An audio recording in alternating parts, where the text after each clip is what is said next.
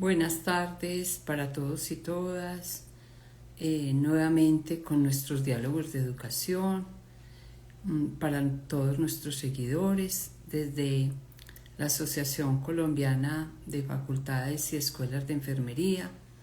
Quiero enviar un saludo muy especial a todas las personas que se empiezan a unir a esta transmisión de los diálogos que tenemos desde ACOFAIN, pero quiero antes enviar un saludo muy especial a estas personas que se unen: Centro Universitario Cárdenas, Carmen Tico Cruz, Educar en Salud, Jamie, Luna Sandoval, Eulalia, Carmen desde el Brasil.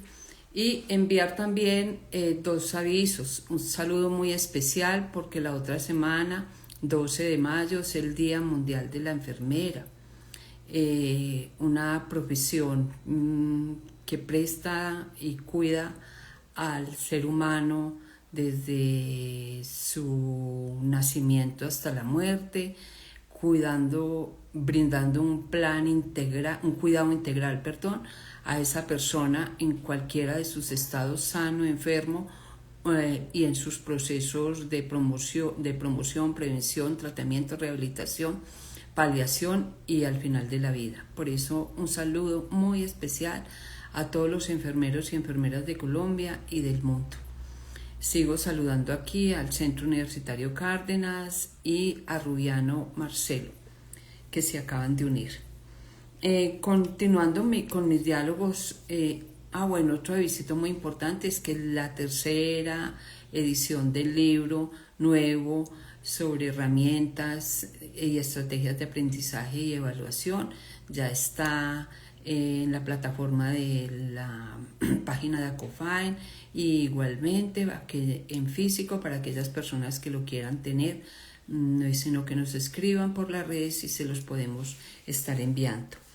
Hoy entonces, continuando con las pedagogías que hemos venido desarrollando, vamos a tratar una pedagogía muy importante, una pedagogía que se ha difundido mucho por el mundo. Es la pedagogía de Waldorf o pedagogía de Steiner. Encontré que esas están en más de 100 países, que hay 1000 colegios que la tienen como parte de su pedagogía, 2000 escuelas infantiles y 600 centros de educación especial. Esa pedagogía o ese enfoque pedagógico holístico está basado en la filosofía de Rudolf Steiner. Él es un austriaco que nació en 1861 y escribió sobre esta pedagogía. Se enfocó más en ese desarrollo integral del niño, incluyendo tanto los aspectos intelectuales, emocionales, sociales y creativos del niño. Por eso los currículos, decía él, se deben enfatizar en la imaginación, en el arte, en la naturaleza y en la autonomía. Una cosa muy importante que incluyó él en su pedagogía fue el término de antroposofía. Es una ciencia que estudia la naturaleza del ser humano, del hombre, pero ya voy a explicar un poquito de esta corriente. Sigo saludando a Diego Ayala, a Adricu, que se unió, y a María Ger9, que también se unió. Entonces, esta corriente filosófica de pensamiento que busca integrar el conocimiento científico, filosófico, espiritual del ser humano, mirando ese desarrollo integral del cuerpo, del alma y del espíritu de la persona. Con esta propuesta entonces no solo se valoran los métodos empíricos y tradicionales del aprendizaje, de que usted repita, que usted diga, que usted memorice, aunque vamos a ver que en algunas etapas que él propone se hace énfasis en la memorización, sino que incluye esa intuición que uno tiene para aprender, esa vivencia interior y esa percepción espiritual. Por eso él la denomina a esa antroposofía como esa corriente que impulsa al individuo a aprender. En esta pedagogía entonces se da respuesta ¿a qué? A unas necesidades físicas, a unas necesidades emocionales, a unas necesidades cognitivas específicas según la edad. Y aquí entonces lo que se hace es una transformación de la experiencia del niño para implicar esa totalidad en el ser humano, es decir, cuáles son esas experiencias de aprendizaje que él va pasando por las diferentes etapas de su vida para llegar a esa totalidad y a la construcción del ser humano. ¿A qué hace énfasis entonces también en esta pedagogía? Como lo mencioné, a la razón, al arte, a la emoción y a la espiritualidad que contribuyen a esa formación del ser humano para crearlos que sean libres, que sean conscientes, que sean socialmente responsables y que sean un sujeto constructor de su propio conocimiento. Sigo saludando aquí a Mariger 9 que se acaba de unir, a Adri, a Diaco. Y con eso que él pretende decir que el sujeto es el que construye el propio conocimiento, entonces entran en funcionamiento tres cosas muy importantes: el pensar, el sentir y el hacer. Esas palabras que de pronto se han mencionado en algunas otras pedagogías son muy propias de esta pedagogía de Waldorf, porque él lo que impulsó fue el desarrollo de el cuerpo, la mente y el espíritu en el niño en cualquier etapa de su vida. De acuerdo con esto, entonces él propone las etapas por las que pasa el desarrollo de la persona, pero especialmente la del niño, y entonces por eso él habla de unos septenios, es decir, ciclos de 7 años por las que pasa la persona en su desarrollo hasta la edad adulta, no al adulto y adulto mayor, sino hasta la edad más allá de la pubertad. Dentro de esas etapas, entonces, él considera, sigo saludando aquí a Jenny Luna, a Mari 9, a Loredit Torres, que se acaban de unir, y a María Ger 9. Dentro de esas etapas, entonces, él contempla la primera etapa, o dentro de esos septenios, contempla el primer septenio que va desde el nacimiento a los 7 años. Acuérdese que son ciclos de 7 años lo que él propone. A esta etapa la llama él la edad de oro. ¿Y por qué? Porque dice que ahí hay desarrollo de una voluntad sana y vigorosa, que se basa más en el movimiento y en la imitación, porque el niño lo que hace es imitar al adulto, imitar al tutor o a la persona que lo atiende en el jardín. Y que entonces por eso él dice que los niños deben ir al jardín a moverse libremente a través del juego. Es una de las propuestas que él hace para esta etapa, que se mire el juego y esas percepciones sensoriales que desarrolla el niño en esta etapa, que lo ayuden a imitar aquello que está viendo y observando. Propone también que se debe entonces contar con modelos imitativos dignos. Por eso, una de las cosas importantes en la educación infantil y preescolar es tener profesores sumamente bien preparados y profesores bien formados como personas, porque según esto el niño, y lo hemos visto siempre, imita es al profesor en esta etapa. Habla también de que en esta etapa se aprende haciendo por experiencias directas. Usted ve al niño que quiere hacer lo que hace el papá, lo que hace la mamá o lo que hacen sus compañeros cuando él va al jardín o empieza esa etapa escolar propiamente dicha. Habla también de que aquí debe predominar unas cosas muy importantes que son el amor, el afecto, la alegría, la calidez y la creatividad. Y por eso algunos dicen que él tiene que ver mucho con la ecología. ¿Por qué? Porque él habla del huerto escolar como esa manera que le ayuda al niño a que mire qué hay en el huerto, cuáles son las plantas, por qué hay que tratar bien las plantas, por qué hay que echarles agua, cómo es, qué es la raíz, qué es el tallo, qué son las hojas, qué son los frutos y qué son las flores. Y entonces dice también que aquí hay un desarrollo psicomotor por ese trabajo colaborativo que tiene ese maestro o tutor o guía que tiene el niño y sus compañeros. Una etapa muy importante en la vida, pero pues tendrá sus beneficios y sus pocos beneficios, lo vamos a ver más adelante, porque aquí no se enseña todavía ni las letras y entonces el niño ya tiene 7 años. Pero esa es la propuesta que hace él en la pedagogía de Waldorf, lo que propone. En la segunda etapa, que es la edad de los 7 a los 14 años, que es, empieza, él dice, la metamorfosis del pensar y del sentir. Sigo saludando aquí a J. Loaiza, Andrés X1 que se acaba de unir. Y entonces dice que aquí viene la imaginación. En la primera era la imitación y aquí habla de la imaginación y de las emociones principalmente.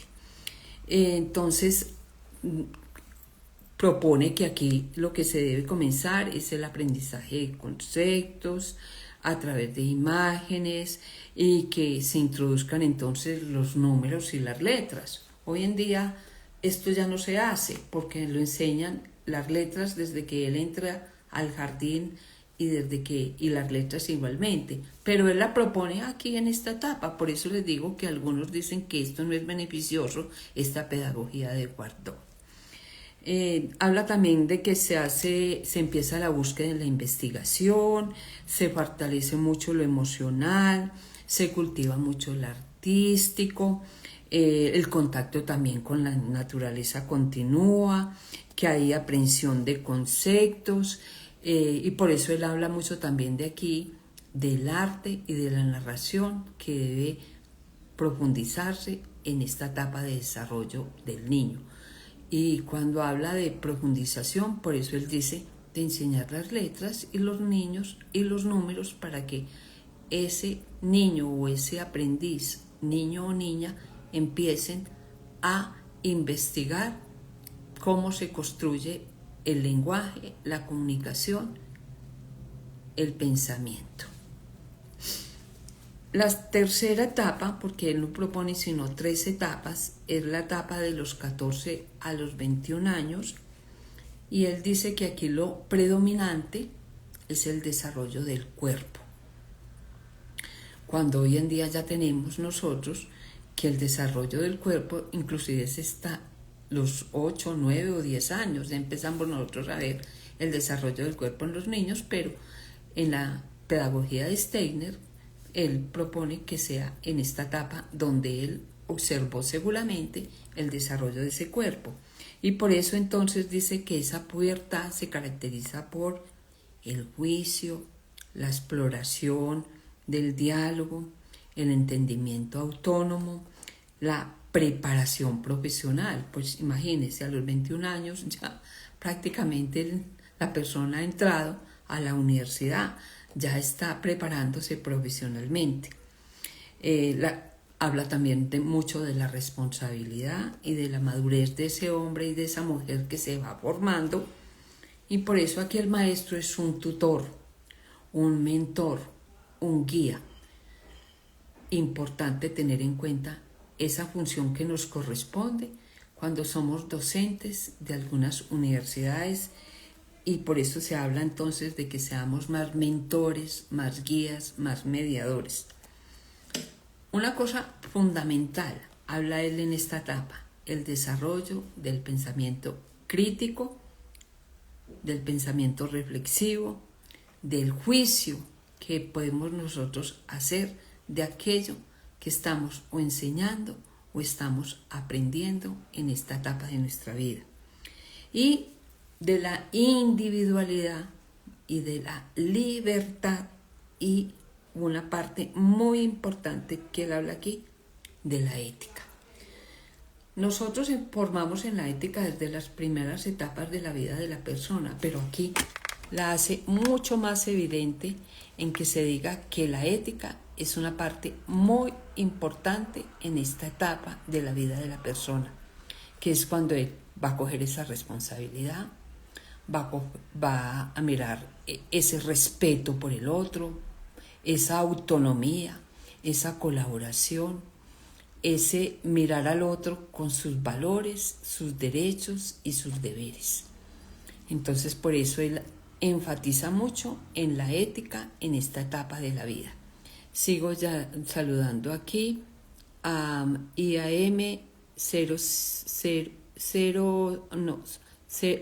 021, a Jenny Patricia Moreno y a Pilar y Juan Luan, que se acaban de unir.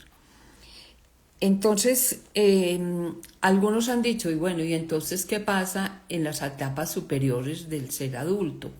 No, pues suceden otras cosas también muy importantes, pero en esta pedagogía él hace énfasis en estos 3 septenios, el de 0 a 7 años, que es la imitación, el de 7 a 14 años, que es el de la imaginación, y lo emocional, y el de 14 a 21 años, que se caracteriza ya por ese juicio, por ese pensamiento crítico, reflexivo, por ese entendimiento autónomo, por esa preparación profesional y por ese autoconocimiento profundo que la persona hace de sí misma.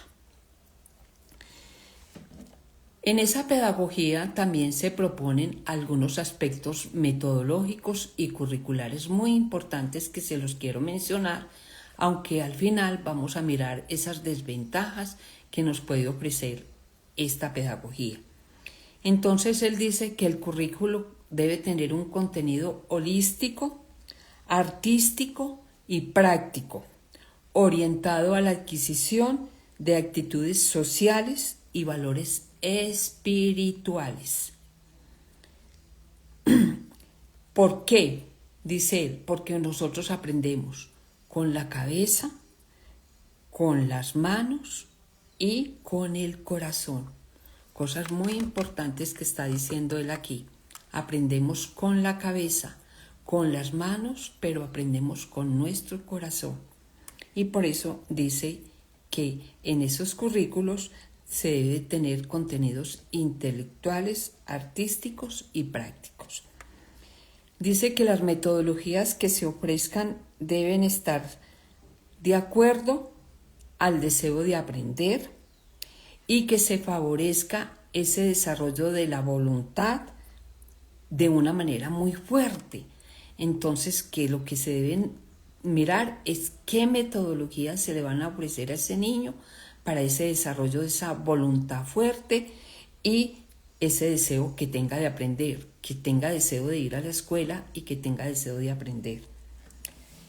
Que el entorno del niño está rodeado de múltiples factores que los debemos tener en cuenta, de las aulas, de las metodologías, de los estados de ánimos, de ese ambiente cálido, de ese ambiente relajado, de ese ambiente estético, de ese ambiente armónico, de ese ambiente natural, de un maestro que sea tutor y que sea mentor. Nos habla de esas metodologías y de esos ambientes que se deben tener en el desarrollo de ese aprendizaje. Nos habla también que en esos currículos y en esas metodologías debe haber fuerte educación en valores y en el sentido ético, ya lo mencioné anteriormente.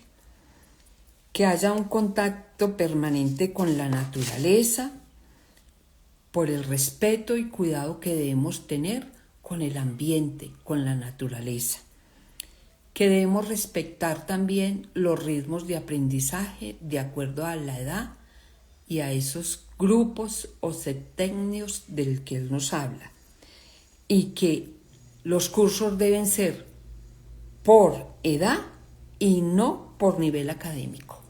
Entonces él no habla del primero, el segundo, el tercero, sino que habla de los grupos por edad, que así se deben constituir los currículos, nos dice él. Nos habla de una figura muy importante que es el maestro, que es la pieza clave aquí en la educación. Por eso habla de que los maestros deben estar preparados en esta pedagogía para poder ser maestros en estas instituciones que aplican la pedagogía de Waldorf o la pedagogía de Steiner. Nos habla de que no deben haber exámenes evaluativos, que la evaluación debe ser cualitativa y debe ser formativa. Y nos dice que para evaluar al niño podía utilizarse de pronto cuadernos pedagógicos o cuadernos de aprendizaje o esos textos paralelos que yo hablé en una ocasión en mis primeras slides hace unos 5 años, en las que decía que el estudiante, el aprendiz o el alumno construye con la ayuda de su maestro ese propio aprendizaje de una manera que invierta y que se pueda ver ahí su lenguaje, lo artístico y lo que él va aprendiendo.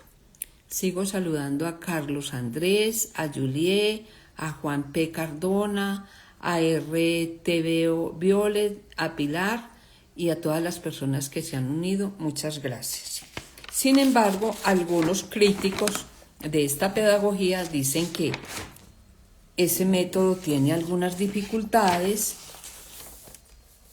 que tiene algunos pormenores y se los voy a mencionar. Dice que no hay mucho énfasis en las habilidades académicas básicas, sobre todo en ese lenguaje y en esa matemática que se da es en el segundo septenio, que es el de 7 a 14 años, y entonces por eso dicen que faltan esas habilidades básicas. Que con la ausencia de exámenes estandarizados, como no hay exámenes estandarizados, no hay evaluaciones escritas, ni ¿cómo es que se llama? Cualitativamente, entonces que puede influir en la preparación de los estudiantes para enfrentar esas exigencias académicas y laborales. Hablan y dicen que esa antroposofía no es válida científicamente y puede inferir en la enseñanza objetiva de las personas. Habla también de que el retraso en la lectoescritura, como lo mencioné anteriormente, puede ser una falla en las habilidades digitales y que pueden afectar entonces esos currículos que no son rígidos, sino que son poco estandarizados. Entonces pueden afectar la validación de estudios en otros lugares. Que se necesitan entonces docentes con preparación específica en esta área y que entonces no hay tantos licenciados que estén preparados en ella y que no hay diálogo con otras pedagogías. Por esto se considera que es muy dogmática esta metodología o esta pedagogía y que puede haber dificultad para trasladar los estudiantes de una institución educativa a otra. Eso es lo que nos habla él en esta pedagogía y por eso nos dice que no es muy, dijéramos, una pedagogía muy usada, aunque como les mencioné al principio, están 100 países, están casi 2.000 escuelas infantiles, en 1.000 cursos infantiles, en preescolares, en 2.000 instituciones escolares y hasta en 500 o 600 escuelas de educación especial. Es una pedagogía importante y algunos la han denominado como pedagogía mucho más a la naturaleza, porque él nos habla en ello de las huertas escolares, nos habla de incluir en los currículos la educación de la naturaleza, y por eso algunos la han tomado como que fuera una pedagogía ecológica. No, pero nos habla de otras cosas muy importantes en esta pedagogía que serían muy básicas en la formación del personal. Ya para despedirme, porque tengo un inconvenientico aquí un poco, pero ya vamos a terminar, quiero recordarles y darles un saludo muy especial por el Día de la Enfermera, que se celebra este 12 de mayo, Día Mundial de la Enfermera. A todos los enfermeros y enfermeras del mundo, un saludo muy especial y un acompañamiento en su día. Y a todos por haber estado, muchas gracias por haberme acompañado, y un saludo también muy especial, y recordarles que mi libro ya está en la plataforma, es de tercer ejemplar, y que lo pueden adquirir escribiéndonos a través de las redes, y se los podemos enviar. Muchas gracias por estar el día de hoy, y nos veremos dentro de 8 días con otra temática. Gracias y un saludo.